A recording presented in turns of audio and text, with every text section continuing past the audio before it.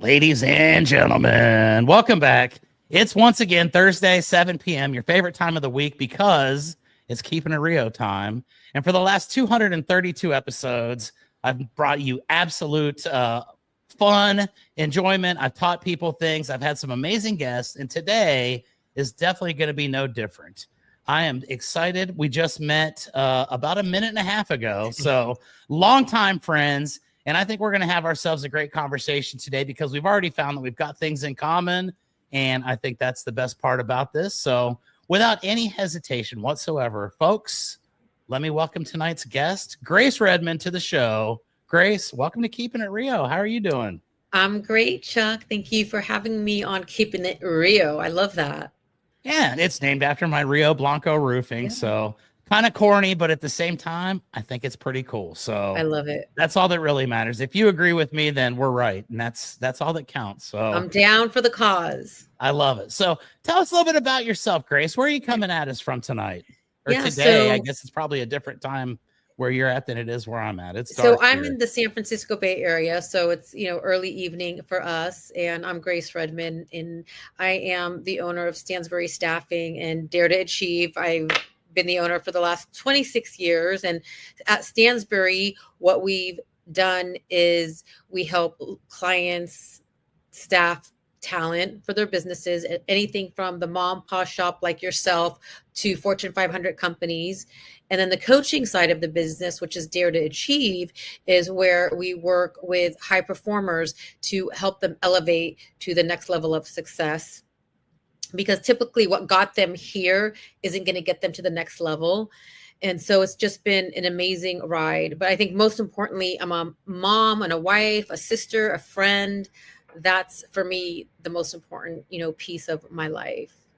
Absolutely. Business is business, but life is just a cool thing. And the more people you can have around you that you love to be around and that you can impact and make, see things improve in their lives as part of what you do, it's worth it. So I love to hear about this. Tell me a little bit more about your coaching side. I'm very interested in this. I have a business coach myself, and we've had coaches for many years. I actually sometimes go out and do coaching and sales training for roofing companies around the country, and I'm a mentor to several. So I think we've got some pretty good common ground that we can cover here. But tell me a little bit about what's going on your end. 26 years. 26 years. How do you get started in such a thing? So I started the staffing business 26 years ago and the coaching business 10 years ago. And I got started in the staff. It's so funny. I just shared this story. I got started in the staffing business. It was a bit of a selfish reason. It was because I wanted to be financially independent. I didn't want to have to depend on anyone. And I was in this bar here in Palo Alto, and I overheard two gentlemen talking about how their sister just made $10,000 from finding somebody a job. And I said, oh my gosh, if I can do that, I could take care of myself. I don't have to depend on anyone. So that was the selfish reason. Once I did get in the industry, I loved it because I'm naturally a nurturing, giving person. And so just helping candidates find the right employment fit and helping clients find the right talent, it was just a perfect blend for me, like to help others. And I also got to, contribute to my family and find, just financial security. I love it. And I think there's nothing selfish about wanting to have financial independence and to be able to take care of yourself. That's why we all do it. I don't do roofing because I love roofing, although I do love it.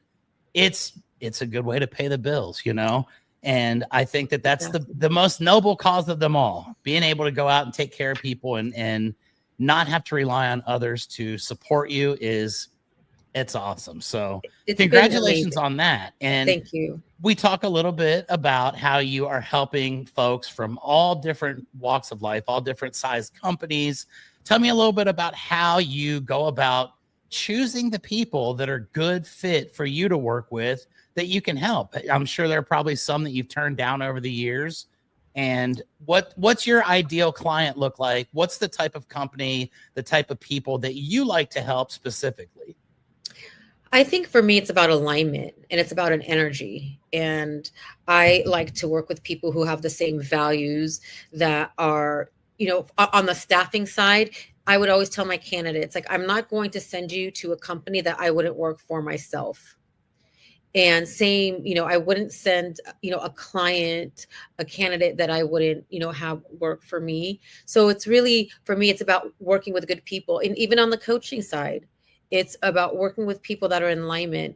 And, you've had coaches, I've had coaches, someone who's coachable, who has an open mind, who's open to make, changes, who can take accountability for where they're at and they want to move forward. So really, when I choose the people that I want to work with on both sides of my business, is that, do they have the same values that I do? And I think one big piece is, are they a good person? Are they kind? How do they treat others around them? I kind of see, how did they treat my, staffing coordinator? How did they treat my scheduler? And then I know, I'm like, okay, this is a good person. That's important to me. Yeah, I think that's the most important thing. I think being able to work with people that you believe in, that you realize actually do want your help and are actually going to put in the work. They're not just going to say, Grace, I paid you a bunch of money and I didn't get any results. No, I didn't do anything, but that's your fault. I see a lot of those in the world that we live in. What do you look for when you're seeking out someone that's, maybe right at that point where they feel like they need to take that next step and they need to understand what they need to do to improve, but they're not quite capable of doing it on their own? How do folks seek you out? And then how do you go about with, designing the plan that you can put together to help them improve? Yeah. I mean, typically I attract my clients through speaking engagements, or, they know me from the staffing world. They've already developed a relationship with me. They trust. I'm very committed to our community. So I go to a lot of networking events. So typically the people that I'm attracting are already those high performers who've already established some type of success. Typically they're overachievers, high performers, and they get to a point where the way they created their success to this point is no longer working. And so they want to get from here to there, but they have to do something very different. And what we do is kind of get to the point where, okay, what are the stories you're telling yourself? Because typically the stories they're telling themselves help them create the success to get here. But then they have the success, but they don't have the fulfillment. They don't feel fulfilled. They feel like something's missing. They're spread too thin. Their relationships are falling apart. And so what we do is really help them. What I do is help them kind of get that full circle success where they feel as good within themselves as they look on paper. I like that. And, it is a very complex scenario when you're a business owner of any size, anybody, no matter if you're a one person operation or you've got thousands of people, it's the most important thing to you. And it's something that you're building. And I think to be able to seek that guidance and to look for someone that you can confide in and you can trust and say, hey, you know what? I need you to tell me where I'm going wrong or what I'm not doing to get to that next level. Here's what I've done to get there. I know that takes a lot of honesty and it takes a lot of sometimes brutal truth. And that's been one thing that I've always enjoyed, is when someone tells me exactly how it is. This is what you're doing wrong. This is where you're doing well, but you could do much better here. So tell me a little bit about how you put these together and some of the techniques that you use to take high achievers from point A to the next level when they've already achieved some success. That's a great question. So I have a methodology called the SOAR method. And, number one, we want to see where are you currently? One, and where are the gaps? And then typically when we have gaps, it's we got to take accountability. So own that part, like own the mess, own the gap. And then once we recognize what the gap is, then we start to take action to do things differently. And then once we take that action, then you start seeing the results, and then you stay committed and consistent to that. So really, like you said earlier, like you have to be honest. Yes, I got to this place. Okay, now let's gain clarity and see where's the gap and take ownership of that. And then what's the action that we can do different? Because like I said, what got you here isn't going to get you from here to there, especially if we're scaling and ready to elevate. Really what's underneath it are the stories. And so what we don't realize that our limiting beliefs got us here, but our limiting beliefs now are sabotaging us. So we got to really rewrite the stories that we're telling ourselves to scale and get to that next level. Yes, I love that. And it's so true. There are some very hard conversations that need to be had there. I know that a lot of times when people are excelling to a point where they are considered to be high achievers or their businesses are successful in the eyes of the general public, that sometimes it can get a little complicated when you sit down and say, hey, look, here's what's wrong with you and here's what you need to do differently. Do you have any experiences where you've had pushback from people? Maybe they've told you, well, what do you really know? I've gotten to this point. Tell me a little bit about some of that you've encountered along the way, because I know how people work, entrepreneurs especially. Yeah. Sometimes we don't like to be told that we're not the smartest people in the world and that we're not awesome and that we've got gaps that we need to fill. So what are some of the scenarios that you've had to experience throughout your career where you've maybe run up against someone that said, well, you know what, Grace, I think you know a little bit about what you're talking about, but I think I know more. And how do you handle those kind of scenarios with potential clients or even existing clients when you take them to a certain level where they may all of a sudden have that false sense of confidence again? Right. Well, usually the question is, how's that working out for you? How's it working out? And typically what I find is that it's and I've experienced this, it needs an identity shift, because again, like those limiting beliefs got us here and they're tied to our identity. And I work with a lot of people on the hustle and grind, where we want to debunk that myth. And they think, well, if I'm not hustling and grinding, then I'm not going to be motivated. And I said, it's an identity shift. And they're afraid to let that go because they're afraid if they're not tied to the identity of the hustle and grind, that they're going to lose their motivation and their businesses are going to fail, which is not true. And so I always ask them, is there a better way to do this? Can we create a better way to do this? And typically they say yes. I said, okay, it's going to start with an identity shift, which is it's not easy, but it's very possible. And it feels so much better when you're creating from a place of faith as opposed to a place of fear. Because I don't know about you, Chuck, but for myself, I created my success from a place of fear initially. Like I was afraid I was going to fail. I was afraid I was going to be broke. I was afraid I wasn't going to make it. That's what motivated me. Now I create from a place of faith. Yep. I love that. And I see that so much in my industry. And I think this is why our conversation is going to be so valuable to the audience. Is I know a lot of people that are in the roofing world, and believe me, there are many different levels. I've got people that are brand new. I've got people that have been doing this for 35, 40 years. I know people that do, $500,000 all the way up to $100 million a year in business. And the one thing that everybody has in common is when we get started, it's exactly what you just said. Number one, it's not going to run if I don't do it, because I'm the main cog. And if I'm not doing every single thing, it's not going to happen. And then what happens is you get burned out, you get stagnant, your company starts to, wear you out to the point where you no longer enjoy it. You actually start to hate it. And I've been there. I know that feeling quite well. And then it's like you have that moment of clarity that someone can say, hey, look, here's what you need to do. You need to delegate. You need to, give some of the other responsibilities to other people. You need to expand your team. You need to, just whatever it is you need to do. You need to change the way you're doing it, because you're not going to survive. And I think that the most beautiful thing is when people recognize that and then they actually apply it, and then it starts to blossom into something much larger than they ever anticipated. That, that's where you probably get your true joy out of what you do, I would assume, right? Oh, absolutely. I mean, witnessing my clients achieve that next level success, but not just professionally, personally, that's really what I'm focused on. Yes, I could do business advising and business consulting, but we've been taught to compartmentalize our personal and professional lives, which fragments us. And what we do is like, let's integrate it. And so watching my clients, create the life that they're excited to wake up to has been amazing.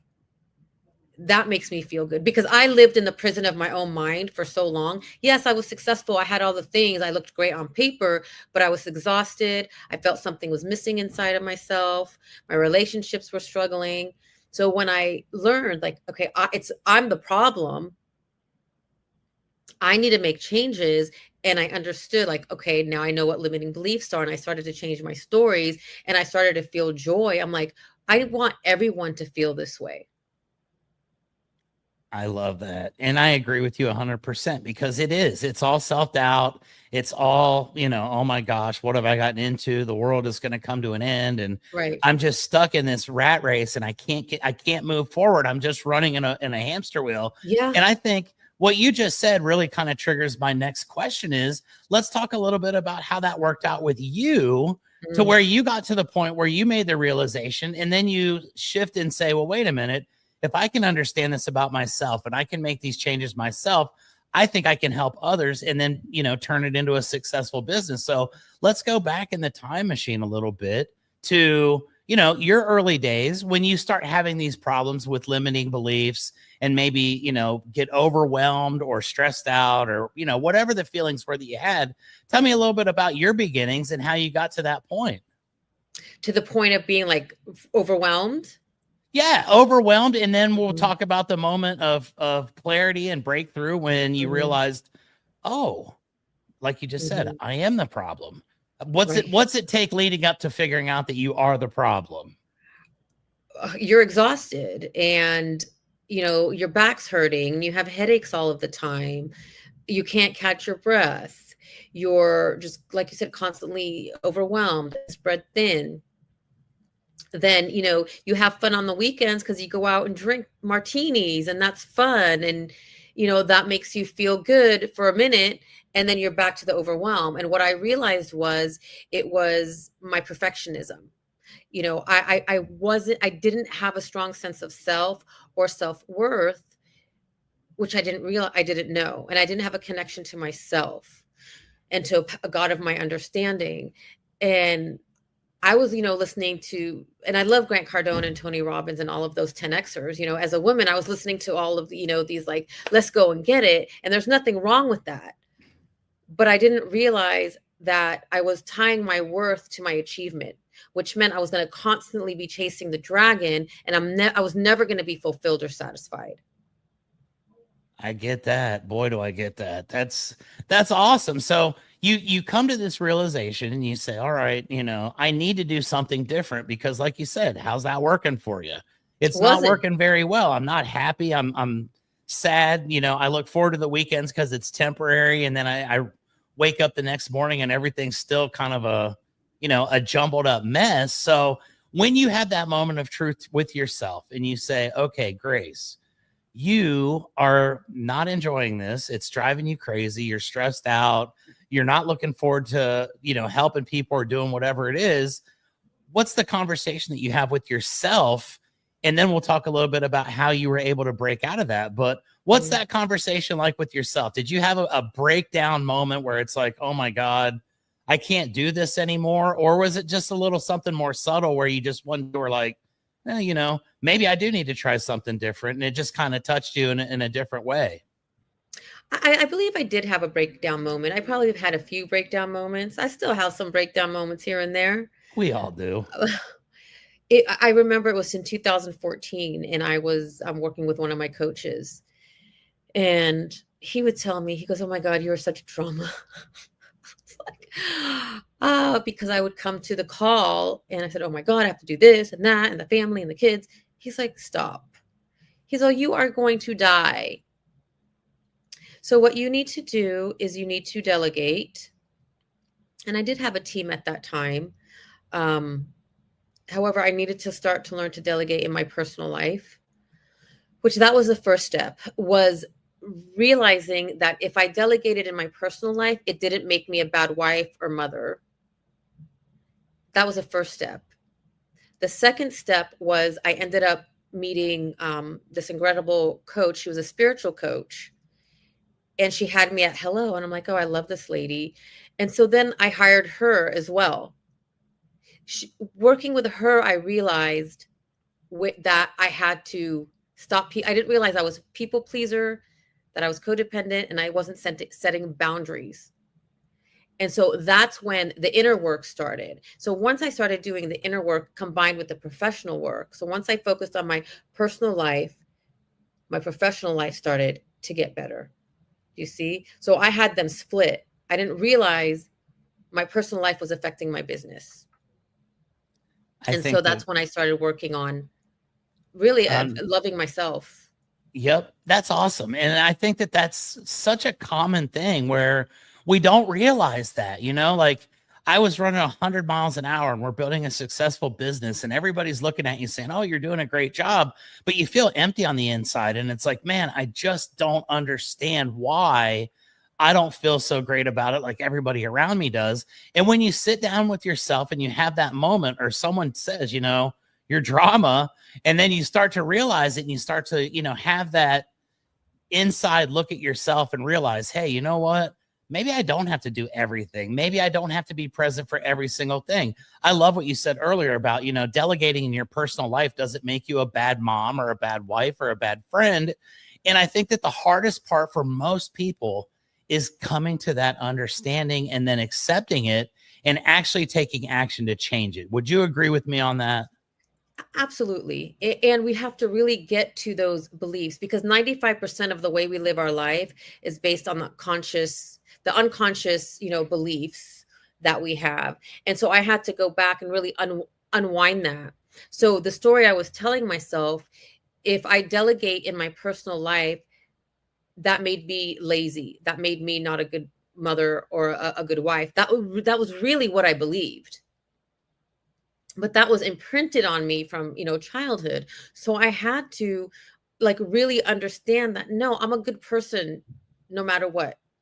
I know that if I delegate if I buy the cookies for my kids' classroom instead of making them, that doesn't make me, a bad person. So I had to do a lot of unlearning and then create new stories that were more empowering, because I was sabotaging myself with people pleasing and the stories I had been telling myself. Boy, I understand that completely. I feel like that was a major portion of my life as well. And I had a breakthrough moment, and sadly enough, it was from my mom. She was on her deathbed and she was like literally on her final days, and she was still worried about all these insignificant things. Yeah. And I swore in that moment, I was like, you know what? I love my mom to death. She taught me the most valuable lesson as one of the last things that she taught me in this world. And at that moment, I realized it's not that important. And I can come up with other things that make me happy, and I can do things. And if I decide, I'll tell you a secret. I went and played golf today with my business partner. Right on. We're not lazy. We work really hard. We do a great job. And I don't think either one of us felt a bit of shame or sorrow or guilt. But 4 or 5 years ago, I would have never been able to do something like that, because I would have felt like, oh my gosh, everything's going to fall apart if I'm gone for 3 hours. And, you don't have the confidence in the people that you put around you, even though you put great people in those positions. And I think that really stunted my growth as a person and as a business, because I wasn't willing to really accept it 100%. And then once I did accept it and I said, you know what, I need to take action. I need to change and be a different person. I need to have boundaries. I need to have, non-negotiables that I will not accept anything other than, boy, life starts to change for you. So you get into this situation where you've got people that are helping you along the way. And I've been very blessed. I've had some of the greatest people in the world. I have such an amazing network of friends and people all over the world that help me, but you still have to do the work yourself. And there are always moments of self-doubt as you're continuing this transformation in life. So let's talk a little bit about how that works for you. You realize, okay, I need to change. I'm not happy. You understand what needs to happen. You've got people around you that are helping you to formulate this strategy, but now it's time to take action and actually change. What was that like for you? Because that's the hardest part, I Yeah. think. It's hard because one of the things I realized was I took a lot personal, and I would internalize, if I lost a client or if a friend didn't call me back. And one of the first things I learned in my transformation, actually, I had my transformation when I went back to school to get coach certified to open the coaching side of the business. That's when my real transformation happened. Yes, I had been successful. Yes, I was, had a good mindset, but that real deep transformation didn't happen until I went back to get coach certified, because in those classes we were working with each other, my classmates and I. And I realized that, number one, I had perfectionism is self-sabotage, period. Always. And I took everything personal, which meant I made it about me. Whenever there was something didn't work out, I internalized it and made it about me. And so that was the first place I started, was it's not about me. If I'm getting triggered, I learned to take a deep breath and pause, then step back and get curious. That was a game changer for me. I stopped taking things personal. And even to this day, people are like, how did you not take that personal? She just totally disrespected you. I said, I don't care, because I'm a child of the Most High God. I know who I am. And I get curious. I'm like, she's probably going through something, has nothing to do with me. What an awesome perspective to have. And it takes so much work to be able to get to that point. And I'm so proud of myself because I feel like I've gotten to that point as well, where I used to care so much about what everybody else thought. And I had to be there to help everybody. And I had to be the most dependable person for everyone. And the reality of the matter is, when I turned around and needed someone to be there for me, none of those people were there. And it was crushing. And I realized, oh my, you have been the go-to for everybody, but they didn't really care that much, because when you really needed someone, they weren't there.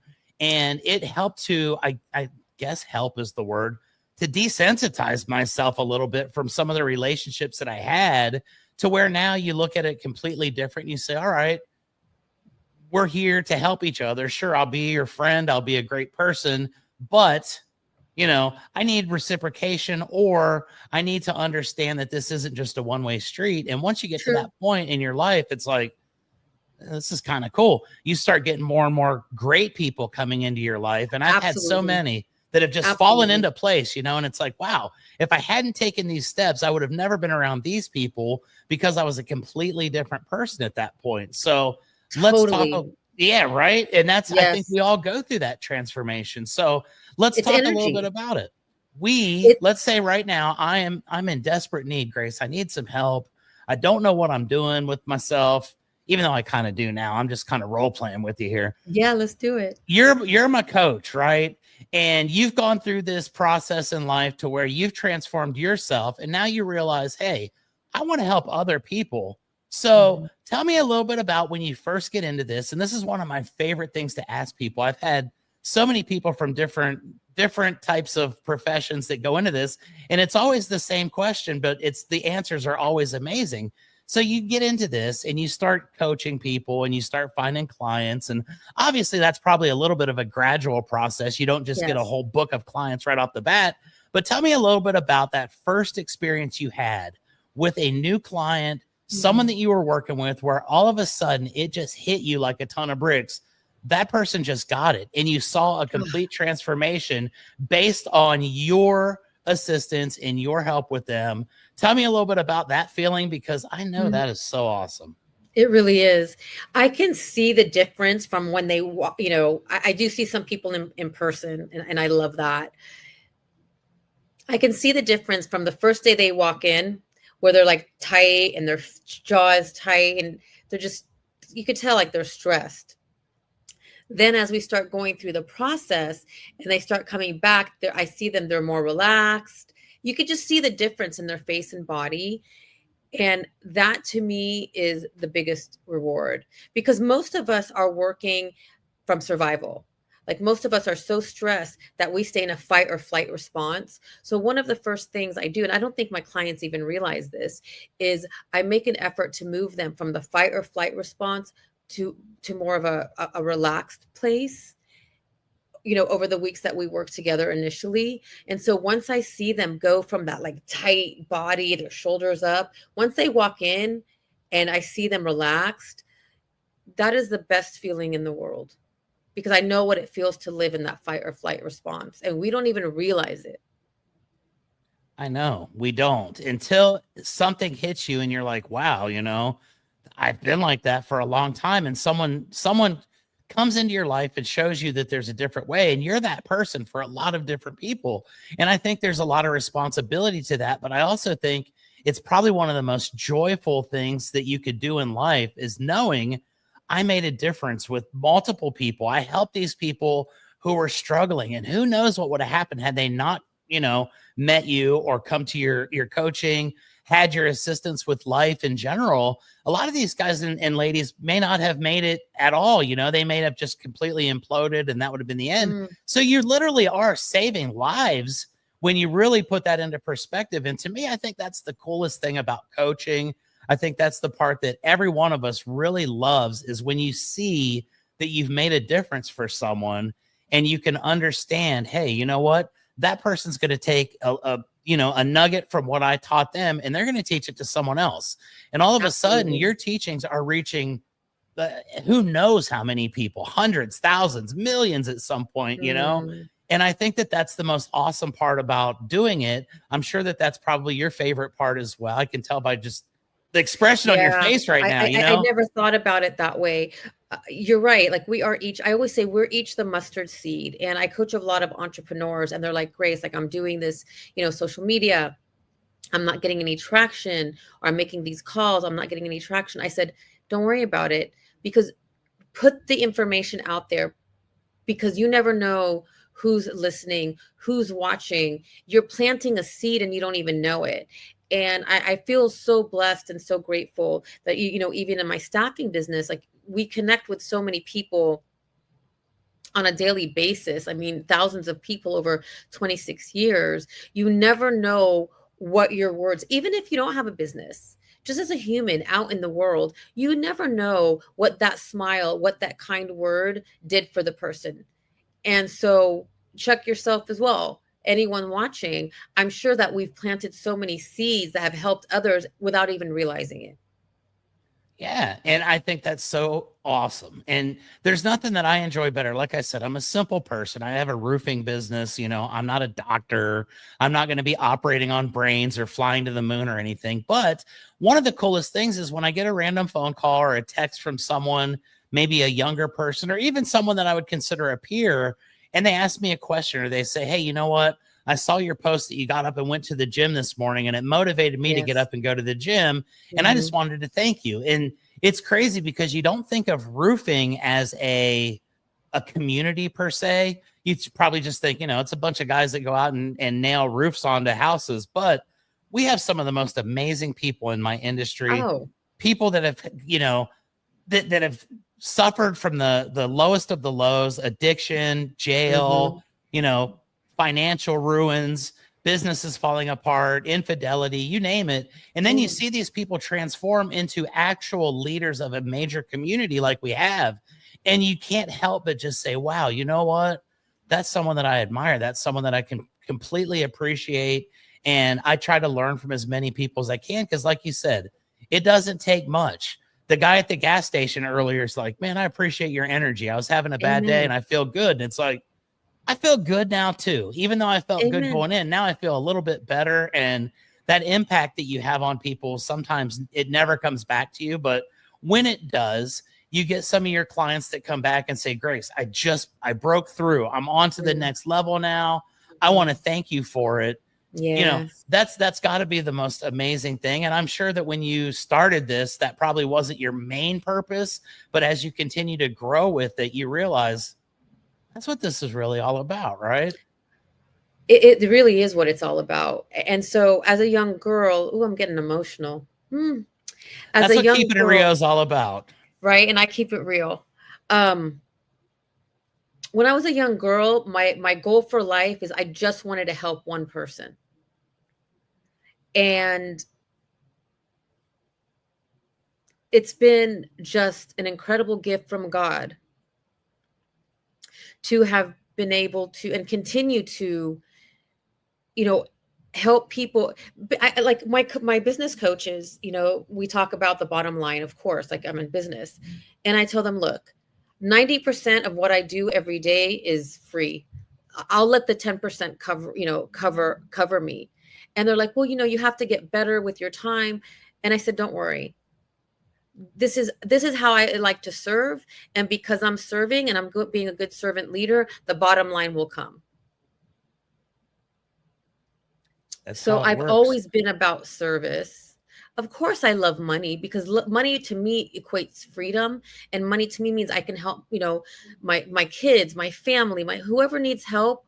I love having money to be of service, because when we have money, we could create more impact, right? We can give back more to the community, and so for me, really, it's just service, and I think initially, being a people pleaser and having a hard time setting boundaries, like I always wanted to give, but part of me having my own transformation was learn to give to myself, because I couldn't give from an empty cup anymore.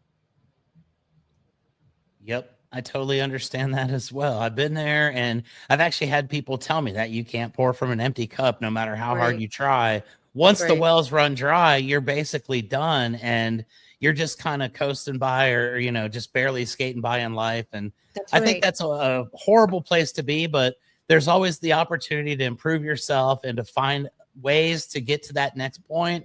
I do want to talk a little bit about your other business as well. I don't want to leave the staffing business off to the side, because I think this is a pretty cool thing as well. And I've had many people that have staffing agencies that have been guests on the show in the Oh, past. very cool. And I always ask this question when it comes to that. Like, what led you to one day deciding, hey, you know what? I'm going to find people and I'm going to place them in these opportunities. It's coming from a place of service. You're Totally. trying to find people for the right opportunities for themselves. And, not even indirectly, you're directly putting people in life-changing scenarios. How do Yes. you get started with something like that? At what point did you realize that? And what was it like deciding, this is something I'm going to do as a business?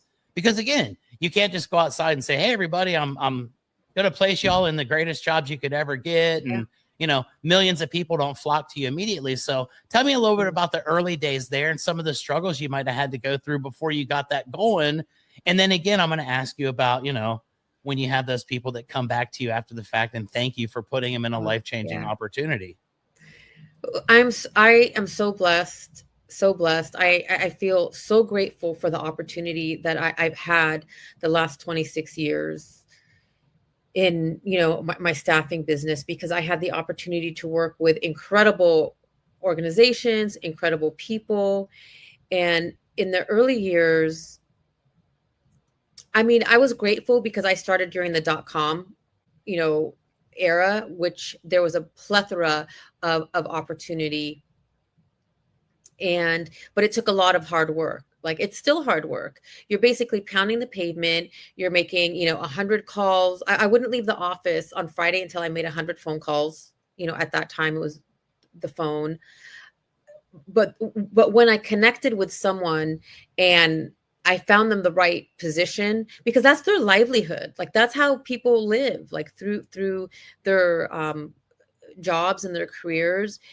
It became just addicting to me to make sure that whoever came to me, I found them, matched them with the right opportunity. And I think that's why we made it through 26 years, because I really took a vested interest in the people that I was working with. It was not a numbers game. I mean, they say it's a numbers game. You have to make 100 phone calls to get,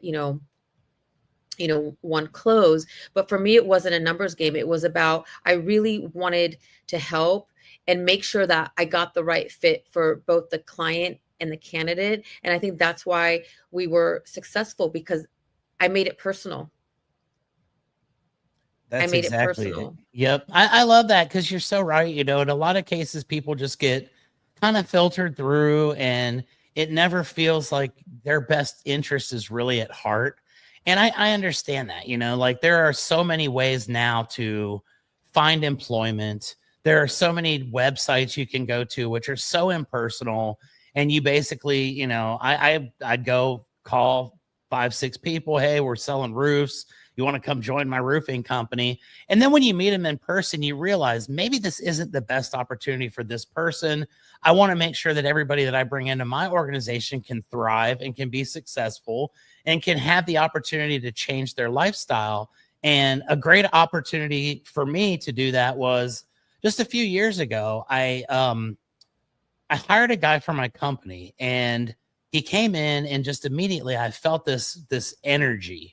And he was a very humble guy, very quiet, very well respected, respectful, I should say, reserved personality. And we sat down and I said, okay, tell me a little bit about why you're here. Number one, because he came into my office and he said, well, I was looking for a job. I saw that your company had great reviews, and I was driving by and I just wanted to stop and see if you were looking for anybody.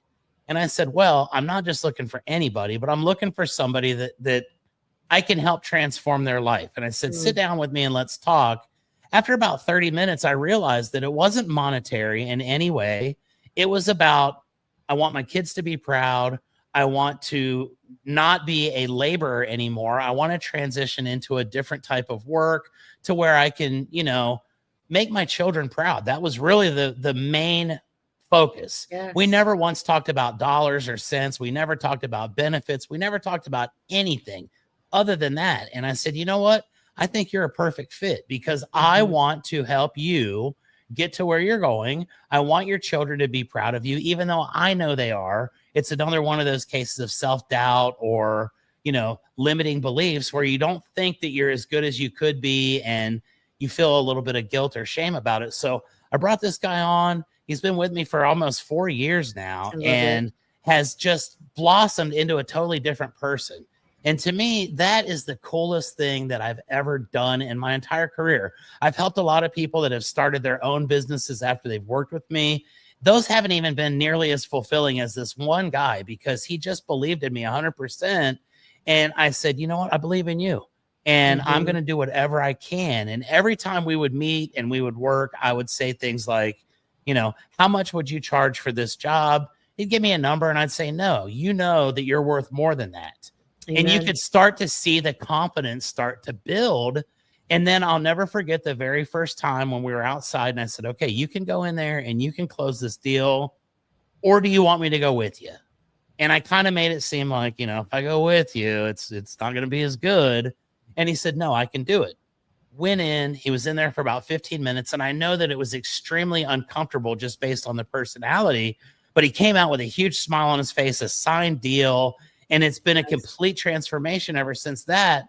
And I love that, because I think that sometimes you meet people and you do realize, hey, maybe you're not right for this, but maybe I can put you in a different position over here that I think you'd be good with. And I want to ask the same question I asked you about the coaching.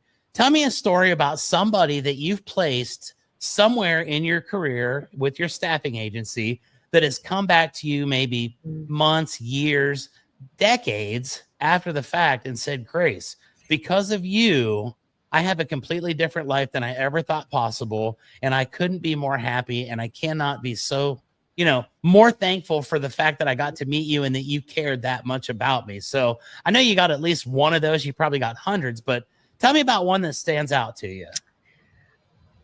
There, again, I feel so blessed. And I love when that happens, because it reminds me that all the sacrifice was worth it. Because it's a lot. It has not been easy. I sit here in front of you and I'm positive, and I've weathered many, many storms over the last 26 years. And all that sacrifice is worth it when I have one of those moments. And I have had many. There was a gentleman, he came to my office and he says, I want to make, $200,000. I said, okay. And I had to be transparent with him and said, you know what, if you want to make $200,000, you're not going to make it, because with your attitude the way it is right now, you're not willing, to do what it takes. Like, you're not going to make $200,000. Like, you have to really get honest with yourself, and it's going to take commitment, consistency, and you're going to have to pound the pavement. And from what I've seen, that's not really what you've been doing, and you feel like it's going to come easy, and it's not. So you got to really think about, really have an honest talk with yourself. And then he left. That was it. I saw him, I don't know how many years later. By this time, he was very successful. I think he was in either the real estate or the mortgage industry, something to do with real estate and mortgages. He said, it was that talk that day that you gave me that inspired me to do what I'm doing. He said, you gave me a good kick in the butt. And I didn't even think twice. After he left that day, I didn't think about it again. And I didn't realize that talk, and by this point he had a family, young kids. I didn't realize that talk motivated him to take the action that he needed to get off his ass. Right. Sometimes you never realize it. And sometimes it's years after the fact when someone just comes up and randomly says, hey, you know what? Thank you. Because I needed that, because in that moment, I thought I was greater than I was, and nobody was willing to tell me the truth. And you were the only one that told me I needed a kick in the ass, and you gave it to me. And now here, all these years later, I'm so grateful. My life is so much better than I ever dreamt possible. And to me, that's just beautiful. Thank you for sharing that story. I appreciate that. And thank you. I know you got plenty more of those, still to come.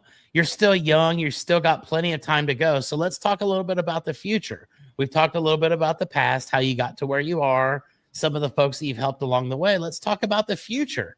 What do you see yourself doing, 5, 10, 15, 20 years down the road? Ew. You're 26 in, and I'm 27 into the roofing, and I know I still got a good 25 to go. And you're way younger than I am, I'm sure. So no, I'm not. We're probably the same age. We're probably exactly the same age. Yeah. We're still young. So tell me a little bit about what your future looks like, what you've got as a vision moving forward to continue to fulfill yourself, to continue to help as many people as you possibly can or want to. And what does it look like? Is there a time down the road where you can envision yourself saying, well, I've had a great time, I've done this, and now I'm going to just ride off into the sunset? Or is this something you plan on doing forever? So there's a few reasons I started the coaching business 10 years ago. Number one, I feel like it's just, ever since I've been, a young person, people come to me for advice. So I'm usually that coach. So it was a natural progression. I love coaching people in my business, in my personal life. So it was a natural progression. But not only was it a natural progression, also, I knew that I could do coaching until you put me in the ground. So most likely, I would say that I will be, working until I take my last breath, because I do enjoy working, and I love coaching because I get to help other people and be in space with them. And I think a lot of coaching is just holding space for people, allowing them to feel safe to express what's within their heart. So I will be doing this for a very long time. And what I see for the future is definitely attracting, speaking opportunities where I can, go out and speak. And really, for me, I think we're all messengers. You're a messenger. I'm a messenger. And the message is humanity and kindness and love. And it starts with us. Right. And so for me to create a better world, then I need to start with myself.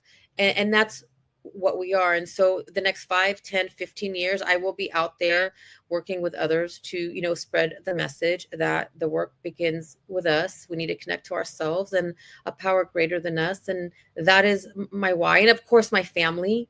I want to have fun and be connected and just, spread the word, that to make this a better place for us, it needs to start with us. Absolutely. That is so beautiful. And I appreciate that very much. I love to ask this very last question here This is always my favorite part of the show, not because we're wrapping up. You know, I've already been talking for almost an hour. Has and it this been has that gone by long? so quick. It's been awesome. The final question I always love to ask before we start to wind it down is, let's just say that somebody's watching this episode right now, or maybe they're watching it 3 years from now, and they see this and they say, you know what? I really like her. I like the way that she helps people. I like her presentation. I like her personality. I think she's going to tell me the truth, but isn't going to be overbearing or, you know, disrespectful about it. And I'd like to work with Grace. How do those folks find you? And how do they go about getting a hold of you and seeing if they'd be a good candidate to work with you in that space?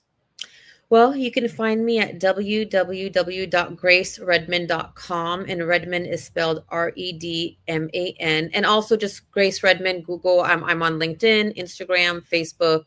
You will definitely find me, and I will be here for quite some time to come.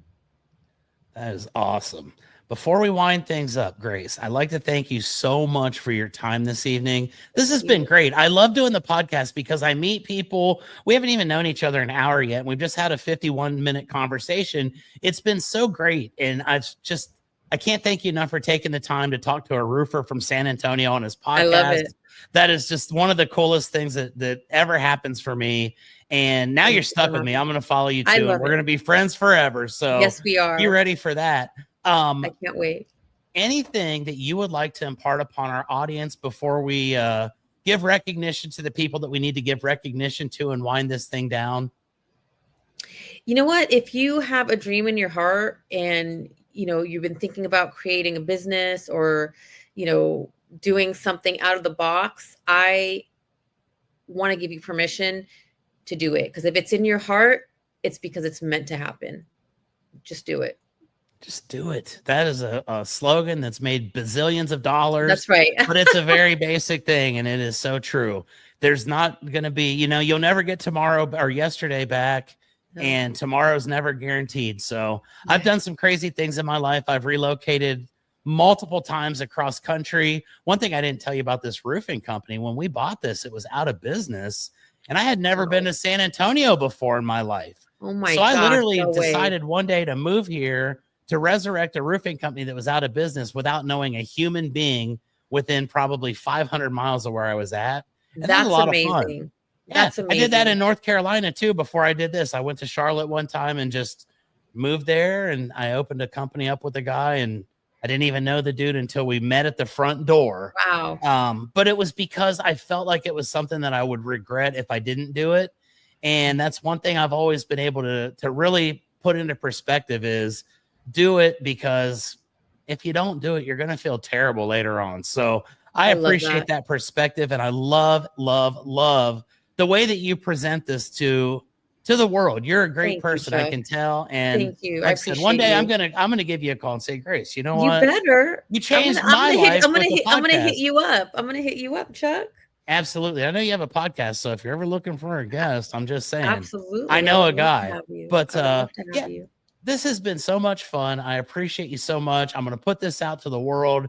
I'm going to do the reels and all that good stuff. But one last thing I have to do before we bid each other adieu and say goodbye to our audience, Grace, I got to tell you a little bit about my sponsor. You want to know a little bit about roofer.com? I know you do. You've been clamoring for this the whole time, I could tell. But let me tell you a little bit about Roofer. I do a live commercial for every episode because it's just my funny thing that I love to do. But I say this about Roofer. It is a software program that basically can take your roofing company from any size. It can handle all the tasks that you need to be successful, which is kind of what we're talking about. And what we do is we get the initial contact with their customer. We run them through the entire process through our CRM. We do all of our proposals. We get all the roof measurements through aerial satellite technology. We put the jobs into production. We order our materials. We pay our bills. We send out our invoices. And then at the end of the day, we send thank you notes. And then we send reminders down the road for them to thank us, or to thank us. They always thank us because we do a great job, but to give us a call later on down the road so we can do their maintenance and things like that.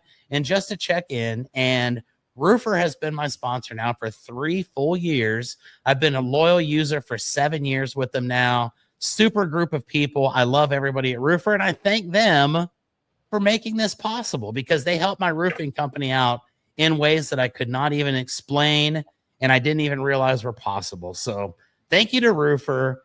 Thank you to everyone that watches Keepin' It Rio. I always joke and say millions and millions of people. It may take a million years before a million people watch it, but I can assure you that it's going to happen.